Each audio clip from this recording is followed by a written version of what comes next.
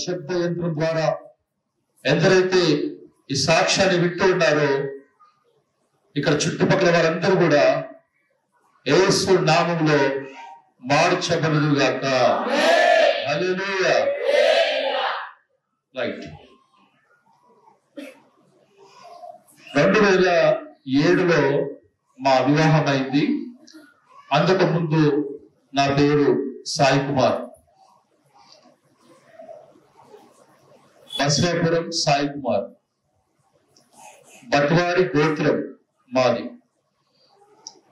Caste వచ్చేసి మేరు, మా కులము మేరు. మేరు అనగా దర్జీ, దర్జీ అనగా బట్టలు కుట్టేవారిని దర్జీ కులం అని అంటారు.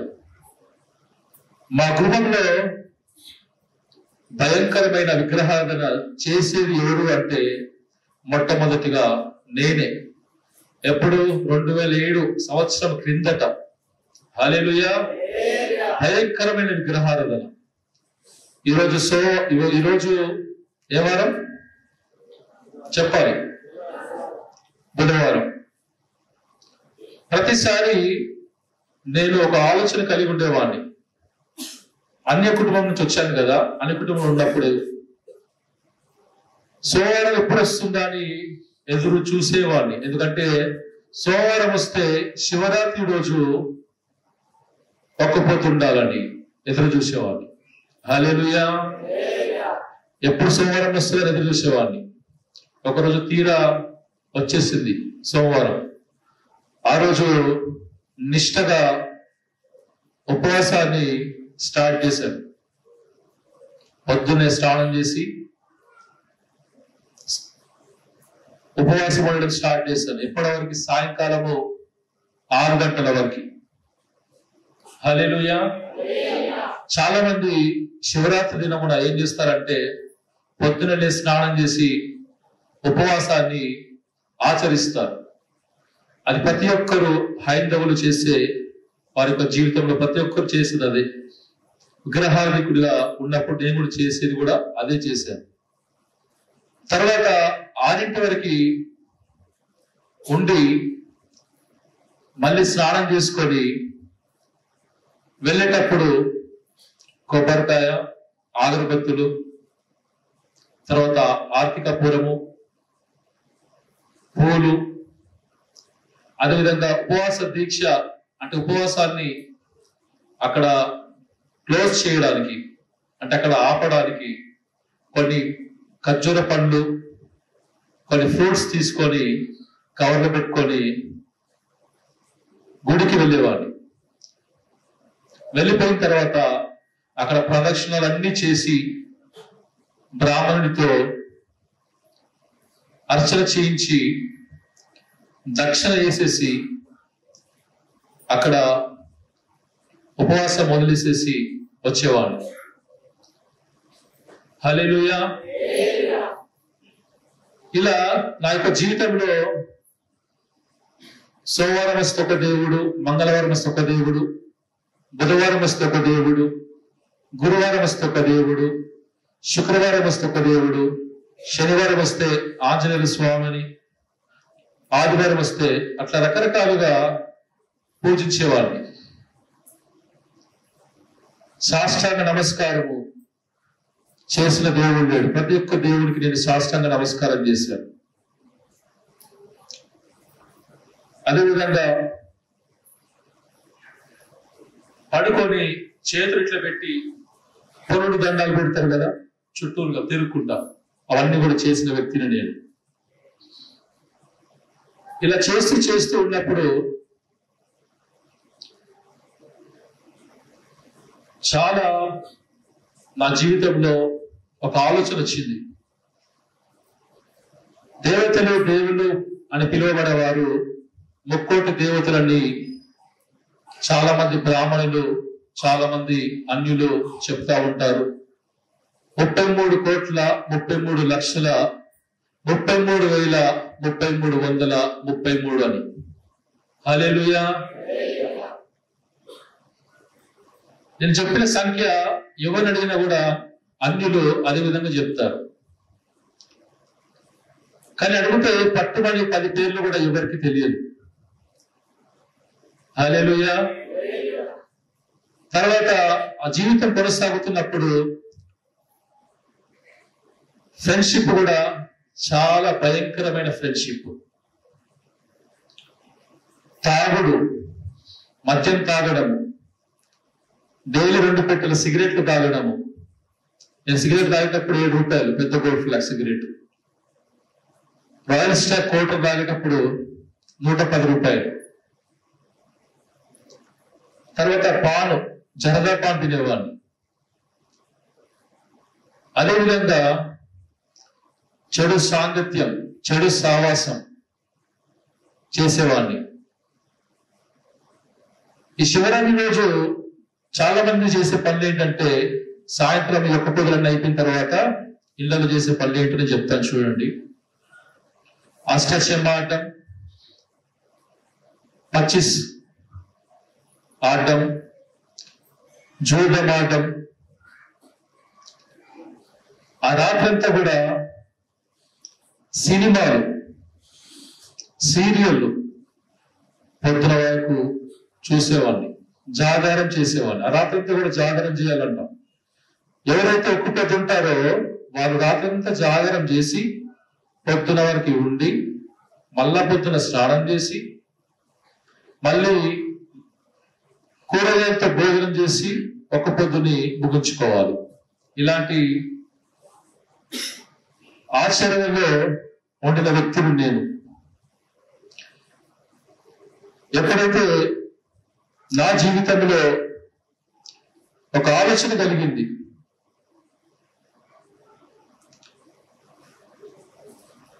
దేవుడు చేసిన సృష్టి గొప్పదా లేకపోతే సృష్టిని చేసిన దేవుడు గొప్పవాడా అని ఆలోచన కలిగింది. వాస్తవానికి అందరూ ఒకసారి ఆలోచన చేయండి. ఒక మనిషి చెక్కితే ఆ రాయి శిల్పిగా మారుతుంది. ఒక చెట్టుని చెక్కితే అది విగ్రహంగా మార్చబడుతుంది. అదేవిధంగా ఒక చెట్టు అక్కడ ఉన్నదాన్ని గమనించి దానికి 4 పసుపు బొట్లు, 4 కుంకుమ బొట్లు పెట్టి ఒక పూజలను కట్టేస్తే విగ్రహారాధన అయిపోతుంది. అలా చేసేవాడిని. సృష్టిని చేసింది దేవుడు. దేవుడు ఎవరో నాకు తెలియదు, కానీ పూజించేది చెట్టుకి, ఒక రాయికి, ఒక పుట్టకి. అంటే ప్రతి ఒక్కరి జీవితంలో ఇవన్నీ ఆచరించి వచ్చిన వారే. దేవుని వాక్యం సెలవిస్తా ఉంది, నేను అందరికీ ప్రభువుని అని, నేను లోక రక్షకుని అని. కానీ నేను చేసింది ఏంటి? విగ్రహారాధన. నా జీవితంలో దేవుడు ఒక గొప్ప కార్యము చేయబోయే ముందు నా భార్యని మరి దేవుడే ఆయన ఏర్పాట్లో మా పాస్టమ్మ గారి తల్లి గారిని దర్శించి ముందుగానే దర్శనంలో తెలియజేసి, దర్శనంలో చూపించి, దేవుడు నాకు జతపక్షిగా అంటే జీవిత భాగ్యస్వామిగా పరిశుద్ధ వివాహం చేసుకోవడానికి దేవుడు అనుమతిచ్చాడు. హల్లెలూయా. అంతకుముందు భయంకరమైన వ్యసనాలు, అలవాట్లు, ఆఖరికి నేను వ్యభిచారం కూడా చేశాను. హల్లెలూయా. ఎప్పుడైతే నా జీవితంలో నా భార్య వచ్చిందో అప్పటికి కూడా నా భార్య కన్నీటితో ప్రార్థన చేసేది, నా భర్త మారాలని, నా భర్త మారాలని. అప్పటికి ఆనవాయితీ భక్తి చేసేవాడిని. ఆనవాయితీ భక్తి అనగా ఎప్పుడో ఒకసారి మందిరానికి వెళ్ళి, లేకపోతే క్రిస్మస్ కి హైదరాబాద్ సిటీలో పెద్ద పెద్ద చర్చికి వెళ్తే మంచి కేక్ ఇస్తారని అట్లా ఫ్రెండ్ సర్కిల్లో వెళ్ళేవాడిని. కానీ నా జీవితంలో నా భార్య కన్నీరు కార్చింది. మా జీవితంలో ప్రతి ఒక్కరు రక్షణ బాప్తిజం తీసుకోవాలని, నిజమైన దేవుడు, లోకరక్షకుడు, అన్ని నామములకున్న పైనామము యేసు నామాన్ని గుర్తెరగాలని కన్నీరు ప్రార్థన చేసేది. ప్రతి సంవత్సరం వినాయక చవితి అప్పుడు 10 ఫీట్లు 12 ఫీట్లు వినాయకుని బొమ్మ పెట్టేవాడిని. 9 రోజులు అందులో ఆర్గనైజర్ గా నేనే ఉండి కొన్ని వేల రూపాయలు వెచ్చించి బొమ్మను తీసుకొచ్చి పెట్టేవాడిని. Police permission తీసుకొచ్చేవాడిని. అన్ని చేసిన వ్యక్తిని నేను. హల్లెలూయా. అక్కడ కూడా పెద్దంతా పూజలు పునస్కారాలు చేసి రాత్రి వేళ బొమ్మ వెనుకల చికెన్ బిర్యానీ, మటన్ బిర్యానీ తెచ్చుకొని కూర్చొని తినేవాడిని. హల్లెలూయా. అదేవిధంగా నిమజ్జనం రోజు డాన్సులు వేస్తూ, చిందులు వేస్తూ, కత్తులు పట్టుకొని డాన్స్ వేసే రోజులు కూడా ఉన్నాయి నా జీవితంలో. కత్తులు పట్టుకొని పోలీసులు వచ్చేసరికి ఆ కత్తులు తీసుకొని మళ్ళీ ఆ యొక్క వాహనంలో, ట్రాక్టర్ వాహనంలో ఎక్కువ తీసుకువెళ్తుండే. అందులో పడేసి సైలెంట్ గా ఉండి పారిపోయేవారు. తర్వాత పోలీస్ గారు వెళ్ళిపోయిన తర్వాత మళ్ళీ వచ్చి నిమజ్జనం చేయడానికి హుసేన్ సాగర్ ట్యాంక్ బండ్ వరకు డప్పులతో, మేళంతో ఆడుతూ వెళ్ళేవాళ్ళు. అక్కడ కూడా చూశాను. నిమజ్జనం చేసేటప్పుడు ఆ యొక్క బొమ్మని క్రేన్ లో ఎక్కించిన తర్వాత అది ట్యాంక్ బండ్ లో పడేసేటప్పుడు ఆ ట్యాంక్ బండ్ సంబంధించి క్రేన్ సిబ్బంది వాళ్ళు బొమ్మ వేసిన తర్వాత మునగకపోతే కాళ్ళతో తొక్కేవారు. హల్లెలూయా. చూడండి, ఈ 9 రోజులు నిష్టగా ఉండి పూజలు చేసి, పునస్కారాలు చేసి, ఎన్నో యాగాలు ఎన్నో చేసి ఆ మాత్రం చేస్తే చివరికి దక్కేదిదా అని నా యొక్క ఆలోచన దేవుడు కలుగజేశాడు. వినాయక బొమ్మ చేసింది ఎవరు? మనుషులు. కానీ యేసుక్రీస్తు ప్రభువారిని ఎవరు చేయలేదు. ఆయనే అందరినీ చేశారు. నోటి మాట ద్వారా సర్వలోకాన్ని సృజించిన ఏకైక దైవం, అన్ని నామముల కన్నా పైనామం కేవలం యేసుక్రీస్తు ప్రభువారు మాత్రమే గుర్తెరిగాను. హల్లెలూయా. ఆది కాండంలో ఉంటుంది, 6 రోజులు సృష్టి చేసిన తర్వాత 7వ రోజున విశ్రాంతి తీసుకుంటాడు. ప్రతిరోజు ప్రతిది కూడా చేశారు అని ఆది కాండ గ్రంథం చదివినప్పుడు తెలిసింది. హల్లెలూయా. ఇలాంటి గొప్ప దేవుడు మనకున్నాక ఇవన్నీ ఎందుకు అని చెప్పేసి ఇవన్నీ వేస్ట్. నా జీవితం కూడా దినదినము చెడిపోతుంది, పాడైపోతుంది. స్నేహితులు చూస్తే డబ్బులున్నప్పుడు వస్తున్నారు, డబ్బులు లేనప్పుడు వెళ్ళిపోతా ఉన్నారు. విచ్చలవిడితనంగా తిరుగుతూ ఉన్నాను. ఇటు చూస్తే సిగరెట్లని, మద్యమని, ప్యాకెట్ అని, పాన్పరకులని అన్ని తిరిగి తాగేవాడిని. ఇటు వైపు సంసారం వైపు చూస్తే నా భార్యను చూస్తే ఏడుపొచ్చేది. నా భార్య తలుపు దగ్గర, బెడ్రూమ్ తలుపు దగ్గర నిలబడి నా భర్త ఎప్పుడు వస్తాడా అని ఎదురు చూసేది. నేను తాగుల్లో కూర్చుంటే తెల్లవారు 3-4 అయిపోయేది. తాగుడుతో పాటు జూదం కూడా ఆడేవాడిని. అటువంటి టైం నా భార్య ఏడుస్తూ నిద్రహారాలు మానేసి నా భర్త ఎప్పుడు వస్తాడా, నా భర్త క్షేమంగా వస్తాడా లేడా అని ఎదురు చూస్తూనే ఉండేది. అలాంటి రోజులు నా జీవితంలో చాలా చూశాను. అప్పుడు నా భార్య ఒకటే కన్నీరు కార్చేది. దేవా, నువ్వు నిజమైన దేవుడు అయితే, నువ్వు నిజమైన రక్షకుడు అయితే నువ్వు అవన్నీ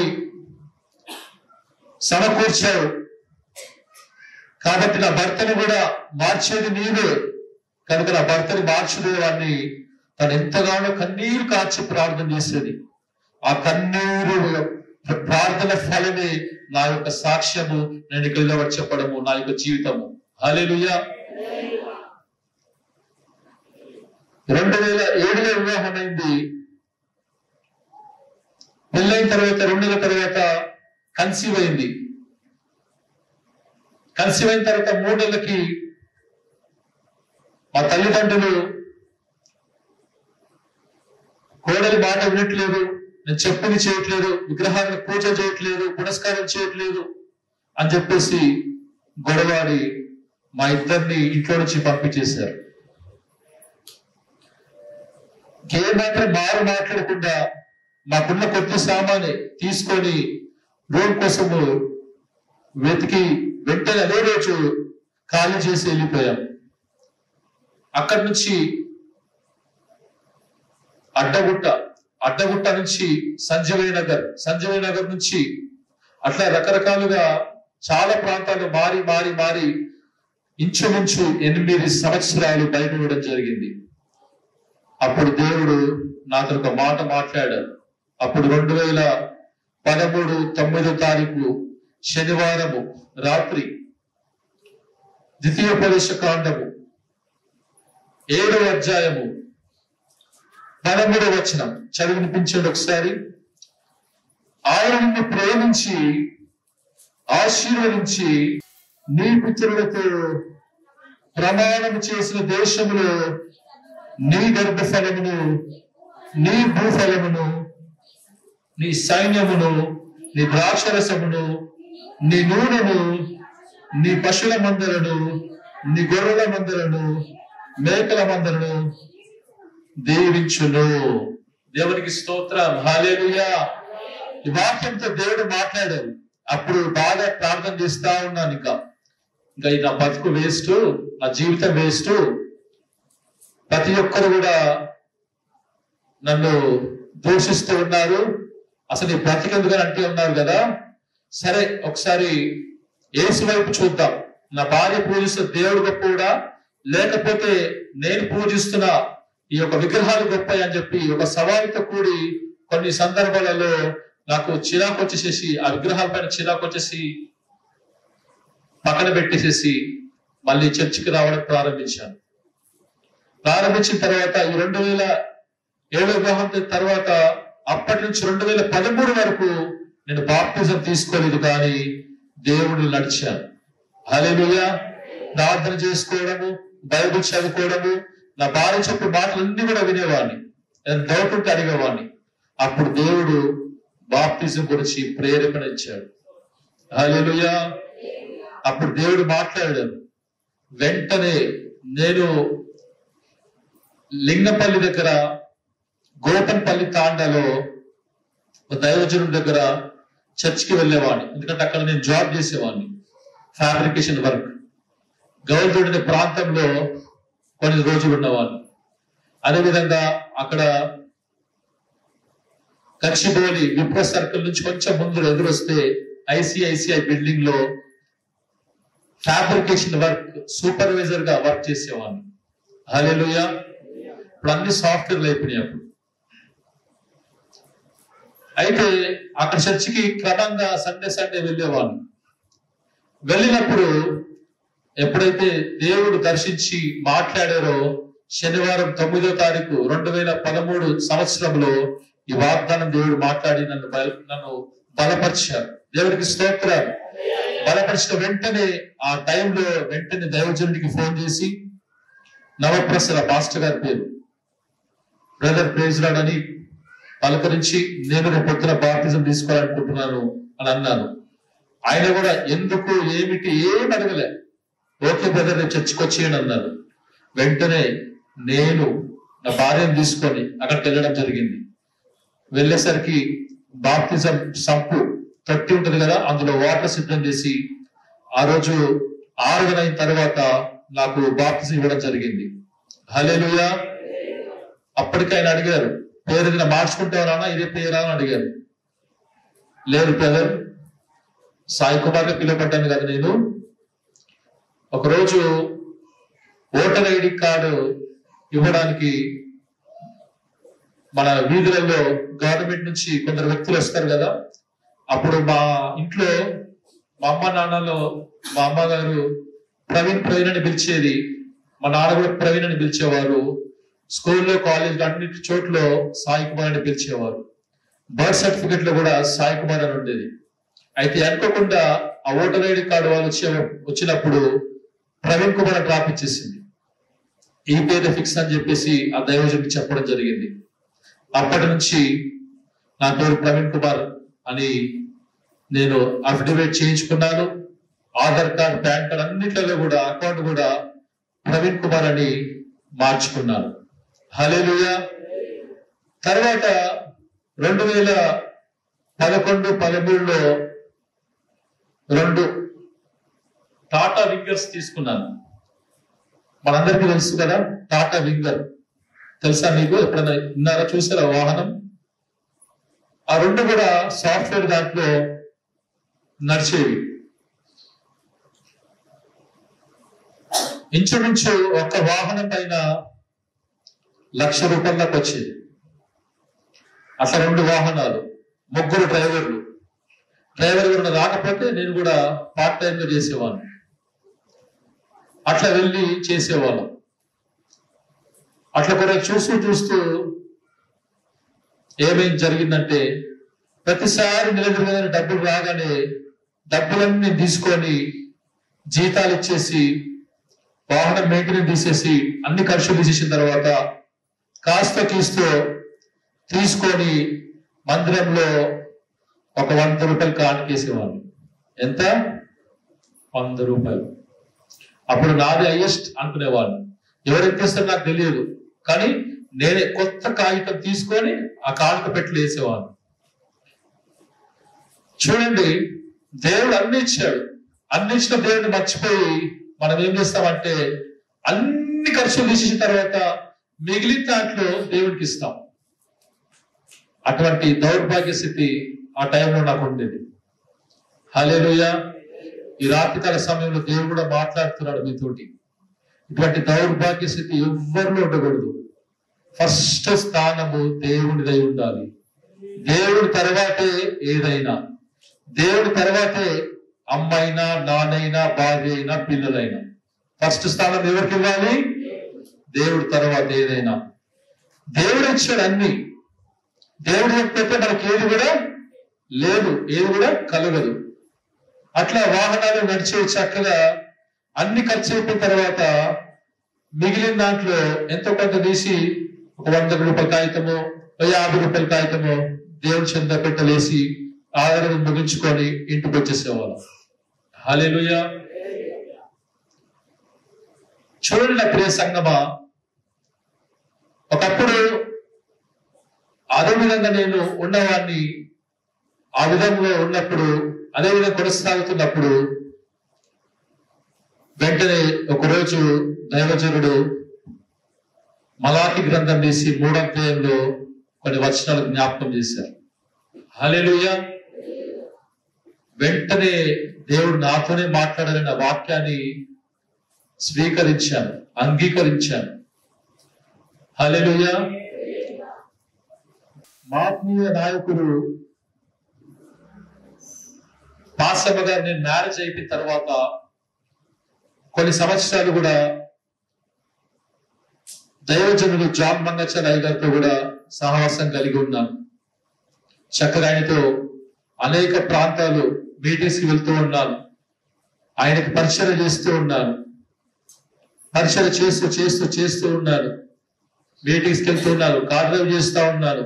మందిరంలో సాపలు వేయడము, సాపలు తీయడము, ఊడవడము, తూడవడము, నీళ్లు నింపడం, నీళ్లు పట్టడము, ఆయన వాహనాన్ని క్లీన్ చేయడము, ప్రతీది కూడా చేశారు.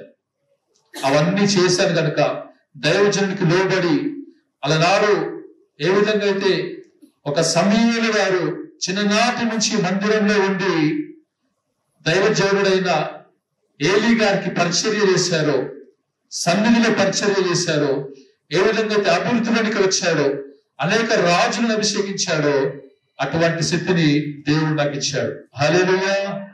హల్లెలూయా. ఈరోజు సంఘంలో నేనే చెప్పినా ఖచ్చితంగా నా సంఘ బిడ్డలు నా మాట విని ఆ పని చేస్తారు. అన్ని విషయాలు సహకరిస్తారు. ఆయన నీతిని, రాజ్యాన్ని వెతుకుతున్నారా, లేకపోతే ఇహలోకము ఆశలు, బంగ్లాలు, బిల్డింగ్లు, వాహనాలు, పంటలు, పొలాలు, గొర్రెలు, మేకలు, మేడలు, మిద్దలు, బంగారు, వజ్ర వైడూర్యాలు, వెండి, అందచందాలు ఇవి వెతుకుతున్నారా? మీకు ప్రశ్న. హల్లెలూయా. నాకు కూడా ప్రశ్నే. నేను ఎంతో బంగారం చేయించుకున్నాను. 35,000 30,000 ఉన్నప్పుడు నా మెడలో 2 తులాల చైను, చేతి బ్రాస్లెట్, ఉంగరాలు ఉండేటివి. ఎప్పుడు చూసినా తాకట్లు పెడుతుండే. హల్లెలూయా.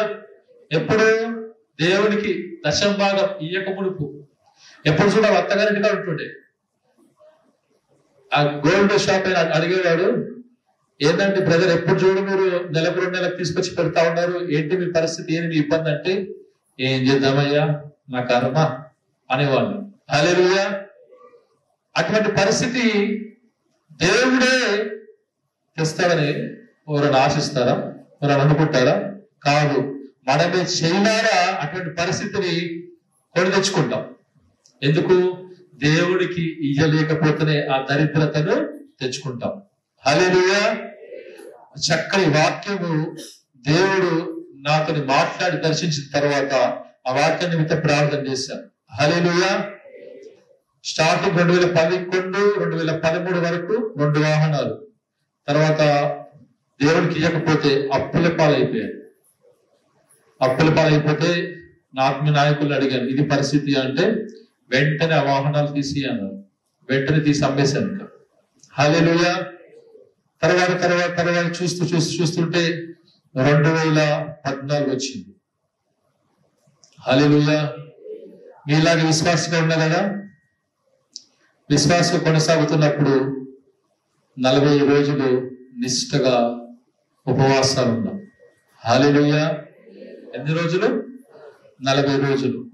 లాస్ట్ 5 days 7 days ఉన్నాయి, అయిపోతాయి అన్నప్పుడు వెంటనే నాకు వెలుగుదూత ఆవరించింది. హల్లెలూయా. వెలుగుదూత చాలా మందికి తెలుసు, తెలియదు, నాకు తెలియదు, కానీ నాకు మాత్రం తెలుసు, అనుభవం అయింది కాబట్టి తెలుసు. ఎక్కువ ప్రార్థనలో ఉన్నా, నేను మంచిగానే ఉన్నా, కానీ ఎక్కువగా పని చేయడం కూడా ఒత్తిడి ఎక్కువైపోయింది. బయటికి వెళ్ళి వస్తుండేవాడిని, ఉపవాసము ఉండేవాడిని. ఈ టైంలో నాకెవరో తెలియని వ్యక్తి పరిచయం అయ్యాడు.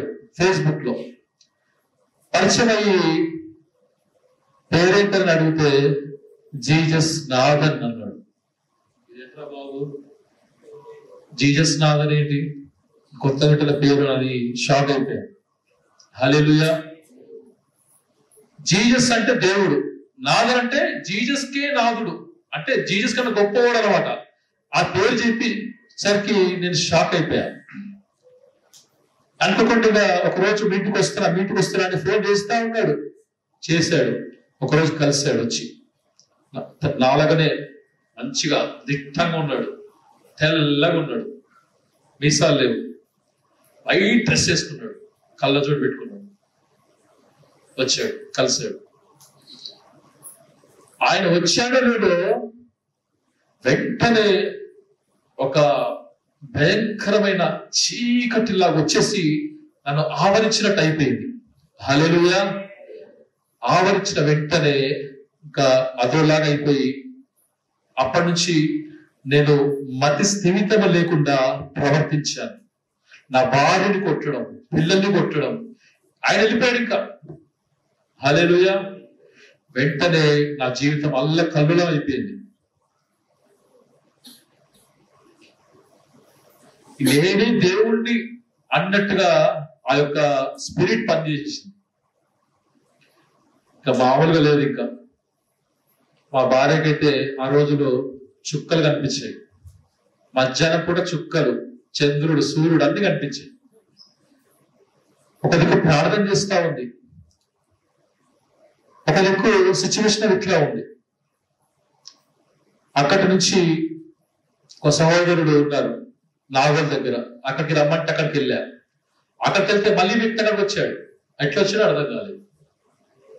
ఒకడు జీజస్ నాథన్ అని పేరు చెప్పిన వ్యక్తి. వాళ్ళకి ఎట్లా కాంటాక్ట్ అయ్యారు తెలియదు. వీళ్ళు మాకు కాంటాక్ట్ అయ్యారు, ఆయన అక్కడ వచ్చేసి కాంటాక్ట్ అయ్యారు. ఆడికి వెళ్తే రాత్రంతా ఏదో ఒక భాష మాట్లాడని చెప్పేసి మమ్మల్ని ఇబ్బంది పెట్టేశాడు. ఇష్టం వచ్చిన భాష. దేవుడికి భాష వేరు, అన్నోన్ టంగ్స్, అన్య భాషలు, ఆ భాషలు వేరు. ఆయన అక్కడ మాట్లాడే మన భాష వేరే భాష. నీకు ఇష్టం వచ్చింది నోటి నుంచి మాట్లాడు, ఏదో ఒకటి మాట్లాడుతూ ఉన్నాడు. అట్లా భయంకరంగా మాట్లాడుతూ నీరసెళ్ళిపోయా, నాకు తగ్గిపోయింది అనుకోని మళ్ళీ ఇంటికి వచ్చేసాను. ఇంటికి వచ్చినాక మళ్ళీ ప్రాబ్లం స్టార్ట్ అయ్యింది. వెంటనే అక్కడ నుంచి దేవుడి ప్రేరేపణ ఒక దిక్కు. వెంటనే మంగాచార్య గారికి ఫోన్ చేయి అని ఒక సైడ్ నుంచి స్వరం వినబడుతూ ఉంది. వెంటనే ఆయనకి ఫోన్ చేశా, అర్జెంటుగా బయలుదేరి వచ్చేసి అన్నారు. వెంటనే ఆ నైట్ కు అక్కడి నుంచి ఎల్బీ నగర్కి వెళ్ళి, ఎల్బీ నగర్ లో బస్ పట్టుకొని నేను నా భార్య వెళ్ళిపోయాం. అక్కడ కూడా అంతా చిరాకు చేస్తూనే ఉన్నా. ఆటోలో భయంకరమైన సరం పడుతుంది కదా, దక్కు లాంటిది వస్తుంది కదా, గొంతు పట్టినట్టు అయిపోయింది. నీళ్లు అని చెప్పేసి నా భార్యను తిరుగుతా ఉన్నా, తిట్టేసి కొడుతున్నా. వెంటనే అక్కడ తీసుకెళ్లిపోయారు. అక్కడికి వెళ్ళిన తర్వాత వెంటనే అక్కడ ఉన్న డబ్బులన్నీ వాళ్ళకి బయట అందరూ పనిచేసి లాస్ట్ కి ఒక 5 రూపాయలు 10 రూపాయలు మిగిలితే మంగాచార్య అయ్య గారు వాళ్ళ భార్య జ్యోతమ్మ గారికి ఇచ్చేసి, అమ్మ ఇది నీకు దీవెనమ్మా, ఇది పెట్టుకో, దేవుడిని దీవిస్తాడని చెప్పి చెప్తున్నా. ఇదంతా కూడా వెలుగుతూత లక్షణాలు. హల్లెలూయా. వెంటనే అక్కడి నుంచి దైవజనురాలు వాళ్ళ పాప భయంకరంగా నా యొక్క అవతార సిచ్యువేషన్ నుంచి భయపడిపోయారు. ఎంతగానో ప్రార్థన చేశారు. అక్కడి నుంచి వెంటనే దైవజనులు తణుకు ప్రాంతానికి తీసుకెళ్లి అక్కడ అడ్మిట్ చేశారు.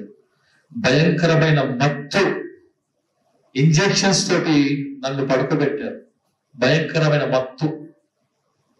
ఆ మత్తు కనుక లేకపోతే కొంచెం కూడా నిద్ర రావట్లా. ఎక్కువ డోస్ తోటి నన్ను 1 వీక్ హాస్పిటల్ వచ్చారు. భయంకరమైన డోస్ కలిగి ఉన్న ఇంజెక్షన్స్, అదేవిధంగా భయంకరమైన డోస్ తో ఉన్న టాబ్లెట్స్, మాత్రలు మింగిన. హల్లెలూయా. అప్పుడు నా భార్య ఎంతగానో ఏడ్చి ప్రార్థన చేసింది. ఏందయ్యా నా జీవితంలో నా భర్తకి శ్రమ కలగడం ఏంటి అని ఎంతగానో ప్రార్థన చేసింది. అక్కడ చుట్టుపక్కల ఉన్న చిన్న ఒక మందిరానికి వెళ్ళి ప్రార్థన చేసింది. ఇవన్నీ మా అమ్మగారు పాస్టర్ గారు చెప్పారు. నేను షేవింగ్ చేసుకుంటానని చెప్పి షేవింగ్ చేసుకొని మళ్ళీ ఎక్కడికి వెళ్ళిపోయా. మళ్ళీ నా గురించి పరుగు ఇక్కడక్కడ తుత్తక దగ్గర దొరికాయి. మళ్ళీ నాకు తీసుకొచ్చింది. ఈలోపు మళ్ళా నా గురించి మా తల్లిదండ్రులు మా పిల్లల్ని తీసుకొని హైదరాబాద్ ప్రాంతం నుంచి తణుకు వరకు ట్రైన్ లో రావడం జరిగింది. ఇవన్నీ జరిగిన తర్వాత అప్పుడు దాస్ వాళ్ళు మంచి ప్రేరేపణ, మంచి పరిశుద్ధాత్మ, దేవుడు మల్టీ టాలెంట్స్ ఇచ్చాడు. స్వరకల్పన, గానము, రచయిత. హల్లెలూయా. ఇంచుమించు 44-50 సాంగ్స్ రాసింది. ఆ టైంలో సింగర్ గా అనేక ఆంధ్ర ప్రాంతాలలో రాష్ట్రాల్లో వాడబడేది. హల్లెలూయా. నేనైతే చాలా సార్లు ఒంటరిగానే పంపించేశాను దేవుడి పని అని చెప్పి. అట్లా జరుగుతున్న సమయంలో చాలా మీటింగ్స్ కూడా నా గురించి క్యాన్సిల్ చేసేసుకుంది. ఎందుకంటే భర్త ఏమైపోతాడో, మీటింగ్స్ ఈ రోజు కాకపోతే రేపు తర్వాత నేను వెళ్ళొచ్చు అని దైవజనులు చెప్పిన తర్వాత వెంటనే ఆ మీటింగ్స్ అన్ని కూడా క్యాన్సిల్ చేసేసుకోండి. హల్లెలూయా.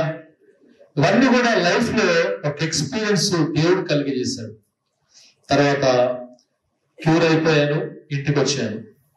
ఇంచుమించు డైలీ ఆ మత్తుకు సంబంధించి టాబ్లెట్స్ వాడకపోతే నిద్ర వచ్చేదే కాదు.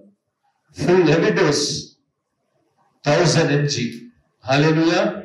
అక్కడి నుంచి 500 mg, అక్కడి నుంచి 250 mg, అక్కడి నుంచి 0.25 mg అక్కడికి వచ్చింది. హల్లెలూయా. ఇవన్నీ కూడా దేవుడు ఈ రాత్రికాల సమయంలో అల్పుడైన నన్ను నిలబెట్టుకొని చక్కని సాక్ష్య రూపంలో బయలుపరచడానికి అవకాశం ఇచ్చాడు. తర్వాత దేవుడు భార్యతో మాట్లాడాడు. దైవజనుడి ద్వారా దర్శనంలో దేవుడు దైవజనుడి యొక్క రూపంలో వచ్చి, అమ్మా నువ్వు అనేక ప్రాంతాల్లో పరిచర్య చేస్తావు, అనేక ప్రాంతాల్లో మీటింగ్స్ జరుగుతాయి, గొప్ప పరిచర్య చేస్తావు అని చెప్పారు. తర్వాత ఒక 3 రోజులు పెద్ద సభలు ఉన్నాయి, ఆ సభలకు కావలసిన ఆత్మీయ ఆహారం నువ్వే సిద్ధం చేయాలి అని చెప్పి దేవుడు మాట్లాడాడు.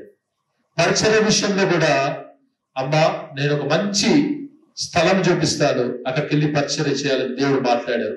ఒకవైపు దాసులతో, ఒకవైపు నేను చక్కగా ఇవన్నీ కోలుకున్న తర్వాత బైబిల్ ధ్యానం చేసేటప్పుడు దేవుడు బైబిల్ గ్రంథంలో నుంచి నాతో మాట్లాడారు.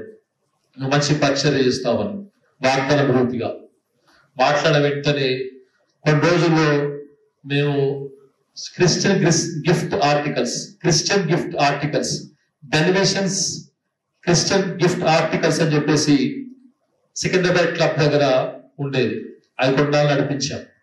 నడిపిస్తున్నప్పుడు మా దగ్గరికి ఎవరో ఒక సహోదరుడు బాలాజీ నగర్ ప్రాంతం నుంచి సమీల్ అనే ఒక బ్రదర్ వచ్చారు.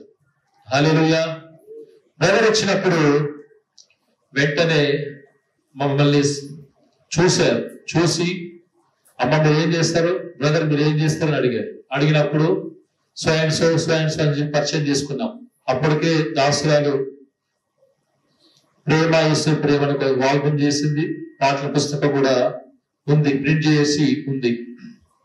ఉంటే ఈ 2 చూసి అమ్మకు దగ్గర చాలా సంవత్సరాల నుంచి మూసివేసిన సంఘం ఉంది, అక్కడ పరిచర్య చేస్తారా అని ఆ బ్రదర్ అడిగారు.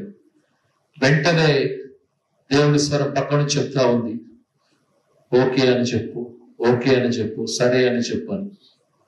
సరే బ్రదర్ అని చెప్పి చూద్దామని ఆ మిస్సెస్ ని ఆ షాప్ లో పెట్టేసి అక్కడి నుంచి వెళ్ళా. అక్కడి నుంచి ప్రకాష్ నగర్ ప్రాంతానికి నా బండి మీద తీసుకెళ్ళా. బ్రదర్ ని మందిరం చూపించాడు. మందిరం చూసాకనే ఫస్ట్ భయంకరమైన ఏడుపు వచ్చింది. ఒకటి, మందిరము మూసివేసింది, తాళం వేసి ఉంది. రెండవది, మందిరము గేటు పక్కనే ఆనుకొని అదే గోడ దగ్గర పెద్ద బొమ్మ పెట్టారు, వినాయకుడి విగ్రహం. చూడగానే బొమ్మలు ఏడ్చా. నా అన్ని గుర్తుకొచ్చాయి. ఇంకా నా సాక్షి జీవితంలో అన్ని గుర్తురాలు ఏడ్చా. వెంటనే ఆ బ్రదర్ పక్క తీసుకెళ్ళాడు, మాట్లాడారు. బ్రదర్ ఈ పరిస్థితి మరి ఇక్కడ చేసుకుంటాను పరిచర్య అన్న వెంటనే ఇక నేను సరే బ్రదర్ నేను ఇంటికి వెళ్ళిన తర్వాత ఆ మిస్సెస్ తో మాట్లాడి ఏ విషయం చెప్తాను అన్నాను. వెళ్ళినాక చూసిన వెంటనే మిస్సెస్ చెప్పాను, మాకు చేతన పరిచర్య దేవుడు నీకు దర్శనం ద్వారా చూపించాడు, వాక్యం ద్వారా నాతో మాట్లాడారు. ఈ లోపల పరిచర్య కోసం ఎదురు చూస్తా ఉన్నాం చేయాలని. ఎందుకంటే దేవుడు ప్రేరేపణ, నశించిపోతున్న ఆత్మల పట్ల భారము కలిగి పరిచర్య చేయమని దేవుడు మాట్లాడారు. కనుక ఆ పరిచర్య భారము దేవుడు మాపైన ఉంచారు. మాపైన ఉంచిన విషయము మేము మా ఆత్మీయ నాయకుడు జాన్ మందాచల గారితో పంచుకుంటే ఆయన కూడా చెప్పారు, మీరు గొప్ప పరిచర్య చేస్తారు కనుక దేవుడు నాకు తెలియజేశాడు, మీరు పరిచర్య చేయండి అని చెప్పిన వెంటనే ఇంకా ఆయన మాట విని ఎవరైతే మా దగ్గరకు వచ్చి ఆ సంఘాన్ని చూపించారో అక్కడికి వెళ్ళి అక్కడ పరిస్థితులను తెలుసుకొని సంఘము మరలా ఆరంభించడం స్టార్ట్ అయింది. హల్లెలూయా. కొన్ని సంవత్సరాల క్రిందట మూసివేసిన తాళం వేయబడ్డ ఆ పరిచర్యని మళ్ళీ దేవుడు మా చేతులతో ఓపెన్ చేసి ఆ పరిచర్యని ఆరంభించడం జరిగింది. దేవునికి స్తోత్రం. హల్లెలూయా, హల్లెలూయా. 2015 సంవత్సరంలో స్టార్ట్ చేసిన పరిచర్య ఇప్పటి వరకు కొనసాగుతా ఉంది. హల్లెలూయా. ఒక్కరు స్టార్ట్ చేస్తే నేను పాస్టర్ వెళ్ళాలి, మోకరించి ప్రార్థన చేయాలి, కన్నీటి విజ్ఞాపన ప్రార్థన చేస్తూ ఉంటే, గృహాలు దర్శిస్తూ ఉంటే ఇప్పుడు 35 నుంచి 40 కుటుంబాలు వస్తున్నాయి. దేవుడికి స్తోత్రం. హల్లెలూయా. అప్పుడు దేవుడు మందిరం పేరు ఏం పెట్టాలని ఆలోచన చేస్తే దేవుడు మా ఆత్మీయ నాయకుల యొక్క మందిరం పేరు చూపించారు, పరిశుద్ధ దేవుని ప్రార్థన మందిరం అని. హోలీ గాడ్ చర్చ్ మినిస్ట్రీస్ అని పెట్టి అప్పటి నుంచి కొనసాగిస్తా ఉన్నాడు దేవుడు. ఎన్నో ఆటంకాలు, ఇరుకులు, ఇబ్బందులు, శోధనలు ఎదురైనా కూడా కేవలము మా యొక్క ఆలోచన తలంపులు అన్ని కూడా దేవుని వైపు దృష్టి ఉంచి కొనసాగిస్తూ ఉన్నాం.